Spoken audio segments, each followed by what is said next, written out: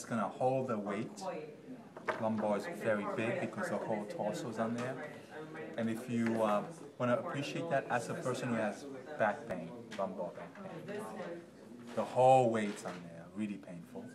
Okay? Then I have my spinous process. My spine's always pointing down, spinous process. Right. And then transverse processes. Then I have two surfaces, a top one and a bottom one. Superior, inferior articulating surfaces. Because I want to articulate with the next one nicely. So there's a nice space for them to articulate. Okay. Good? Okay, couple things.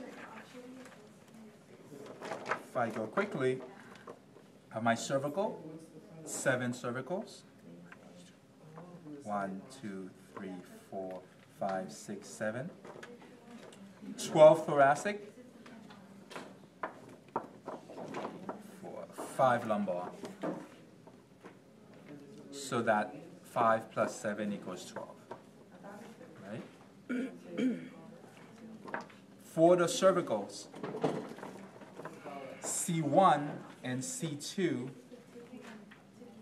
always putting backwards. Oh no.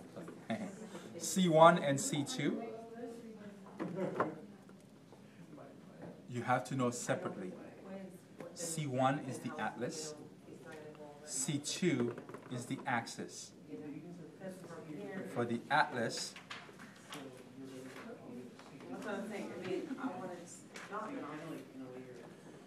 those superior articular surfaces have been modified for the condyle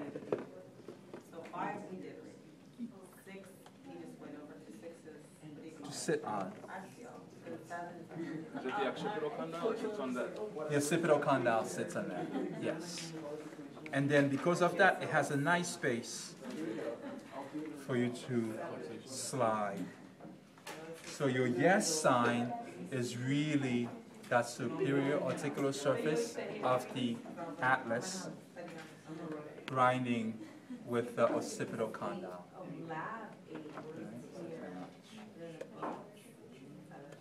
Okay.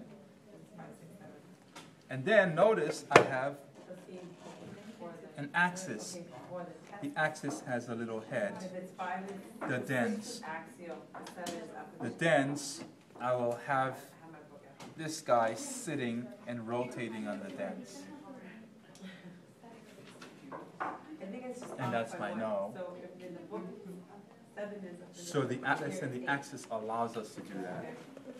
Okay, so you have to know them separately and their parts separately. Otherwise, all the others are pretty much the same. Right, I have my spine, transverse, superior, inferior, body, spines, transverse, superior, inferior. All the same. Questions? Did you say that the C1, the superior articulating surface, is specialized? When you say specialized, do you mean that it has some kind of special cartilage on it, or no. just that it? Oh no, I mean it's shaped differently. It's shaped differently. So this is a superior articular surface. Sorry. This is a superior articular surface. Notice it's pointy out. But for this one, it's nice and flat. So the condyle could sit on there. Yeah, that's what I mean by specialized. Yeah, it's just a different shape to do that. To your 5th lumbar is attached your sacrum. I should say articulate. It's right there in front of you. Sacrum. End of your sacrum is your tailbone, your coccyx.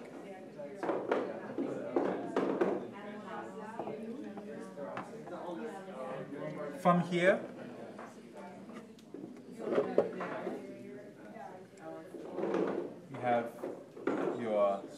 sternum.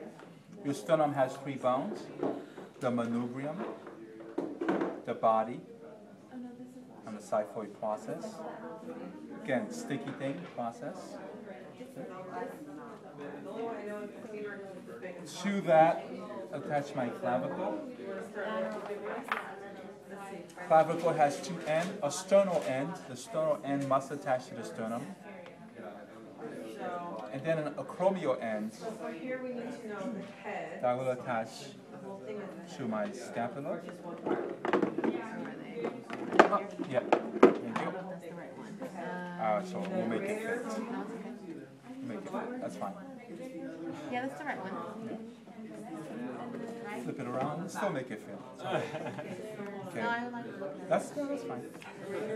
Sternal, acromial, because it will articulate with the acromial process, which is here.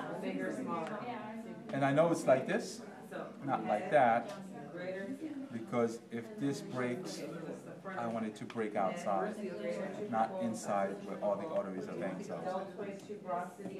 Oops, sorry, one. Everybody good? Okay. So then sternum,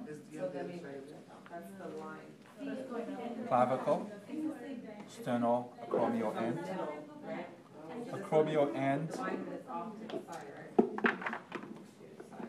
attach to my acromial. This is my scapula, my shoulder blade. Notice, whether you like it or not, it's shaped like a triangle. Triangle has 3 sides, 3 borders. So we have where your arm goes would be the outside border, the lateral. Therefore, this is the inside. This is the superior border. Angles.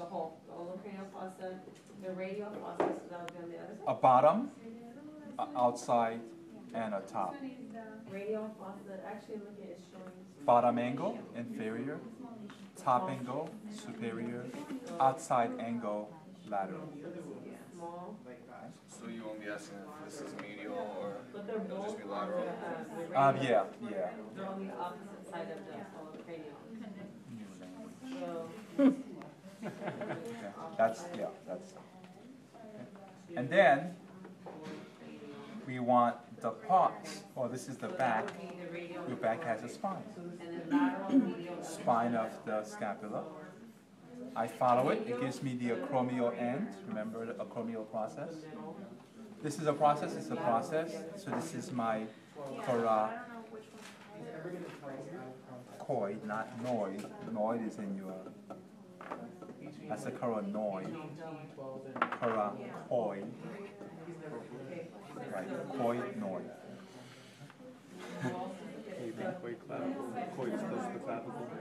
excellent. Whatever. I never thought about it, but yes. Yes? Okay. And then, of course, we have a space, a cavity, the glenoid cavity. If I have a glenoid cavity, there's a top and a bottom, tubercle, superior, inferior, also referred to as supra, infra, glenoid tubercles. Supra is the top, infra is in the bottom. Glenoid cavity, glenoid tubercles. And we'll see, again, all of those, you have to know them because there's muscles that's going to be attached to them. And then you have to know, oh yeah, what happens if the muscle contracts, it's going to pull on whatever it's attached to. You said the outside was the supra spinous fossa? Oh, I'm sorry. I'm sorry, we didn't do that. This is the spine. There's a space above and a space in the bottom. The space is the fossa, the supraspinous, infraspinous fossa. Yeah. Because there will be a muscle in there that will be the supraspinatus muscle and the infraspinatus muscle. And you'll need those because they will go, which your teres major minor.